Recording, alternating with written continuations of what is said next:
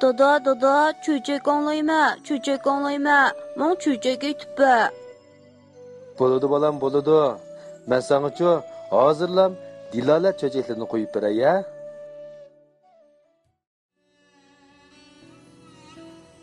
Assalomu alaykum do'stlar.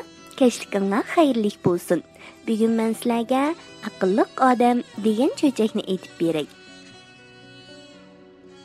Cho'chak aqlli odam. Burungi zamonda bir podshoh o'tgan ekan. Bir kuni podshoh sinab yiqish uchun o'rdadagi 41 vazirni yig'ib,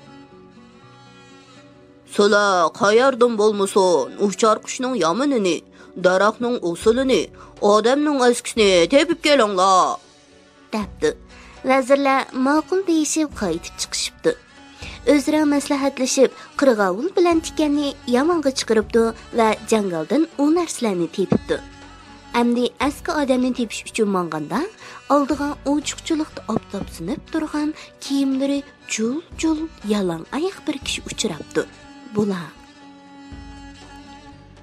shaharda yurma, jangalda yurganiga qaraganda mushu obdan odam emas-chumi deyishib uningdan so'rabdi. "Hey odam, nima uchun jangalda yurishni yaxshi ko'rasan?" "Bizdeklarga shaharda kun ko'rishdas. Jangalda hech kimning men bilan kori yo'q. Shuning uchun jangalni yaxshi ko'raman" deb javob beribdi heliqi kishi. Bu gapni anglagan vazirlar bir-biriga qarashib, "Buningdimi aski odamni nadan topamiz? Bizning izlagan odamimiz naqmi shu" degan yerga kelibdi-da biri. "Ey odam, sen biz bilan podshohning oldiga borasan" debdi. Aski choponli kishi, "Podshohning oldiga borgudek ish qilganim yo'q-ku" deb javob beribdi. Shu chaqda yana bir vazir, "Gapning rostini aytib elib bormasak, bizning mong deganimizga mongadigan emas" deb qolganlarga maslahat beribdi. Bular ma'qullashgandan keyin ichidan yana biri, "Podshoh bizga 3 turli ishni topshirgan. Shuningga binoan biz daraxtning yomini deb tikanni, qushning yomini deb qirg'ovulni tanladik. 3-chisiga seni tanladik. Sen podshohning oldiga aski odamlarning ulgusi bo'lib borasan" debdi. "Undoq bo'lsa" debdi heliqi odam, "men boray, lekin yuqoridagi 2 turli yomonning ulgusi to'g'ri bo'lmabdi. Uchar qushning yomini seg'isqan, u ot eshaklarning yig'irini cho'qib qoqishdi. Odamga xush xabar elib kelmaydi.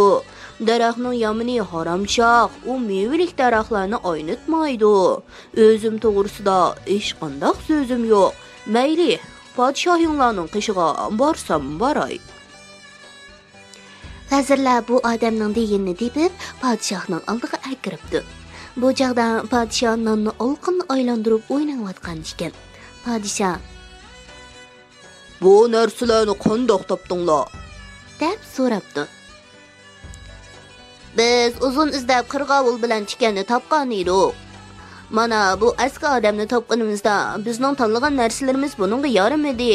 Shunga o'ziga qo'shib buning deganlarini elib keldik" deb javob beribdi bosh vazir. Podshoh aski choponli odamni rost bir narsani bilib so'zlamdi yo xiyoliga kelganini damdi bir sinab ko'raychu degan yerga kelib, "Mening otamning kasbi nima?" deb so'rabdi. "Sizning otingizning kasbi Navoiyda qiladi" deb javob beribdi u odam. "Shohliq menga ota meros tursa, nima uchun shundoq deysan ha?" debdi podshoh. "Men kirganda siz nonni olqiningizda pirqirtib o'ynab turgan ekansiz. Shu chaqda sizning ot kasbingizning Navoiy ekanligini bilgan edim" deb javob beribdi aski choponli odam. "Undaqda men qachon o'laman?" deb so'rabdi podshoh yana. "Beshingizga soya bo'lgan xalqni o'ndigan kunda" deb javob beribdi heliqi odam. Podshoh bu so'zni darhol tushunibdi. Bu odamni o'ziga maslahatchi qilib tayinlashdan ilgari onasidan, "Mening otam kim? Am nima kasb qilgan?" deb so'rabdi. Podshohning onasi podshohning g'azabidan qechib qutulolmasligiga ko'zi yetgandan keyin, "Sizning o'z otingiz Navoiy edi. Sizni beqib olganligimni shoh bilmaydi. Men jiq qiz tug'dim. Bir o'g'il tug'ib berishimni armon qilgan shoh eg'ir bo'y vaqtimda. Bu navbat yana qiz tug'sang, jiningni olaman deb shikarga ketdi. Ko'zim yorg'anda qarsam, qiz. Uni tegishishning qo'yg'i tushib izlasam, shaharimizdagi bir navoiyning oilasida siz dunyoga ko'z ochgan ekansiz. Nurg'un pul berib,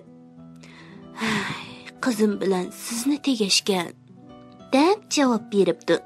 Podshoh bu gadoyning aqliga qoyil bo'lib, o'rniga qaytib, uni yaxshi kiyintirib, o'ziga maslahatchi qilib tayinlabdi. Buni ko'rgan vazirlar chidayolmay, uning peyiga tushibdi. Podshohning bir qizi bor ekan. Olamda uning tang kelgudek go'zalni tepish tas ekan. Kelgan elchilar u qizning shartining ig'irligidan noumid bo'lib qaytib ketdi ekan. Nurg'un shahzodalar qizning ishoratini tushunolmay sargardon bo'lgan ekan. Vazirlar hiliq aqlliq odamni, "Shohimizning bir qizi bor, shuningga o'ylansingiz", deb uning sargardon bo'lishini tilabdi.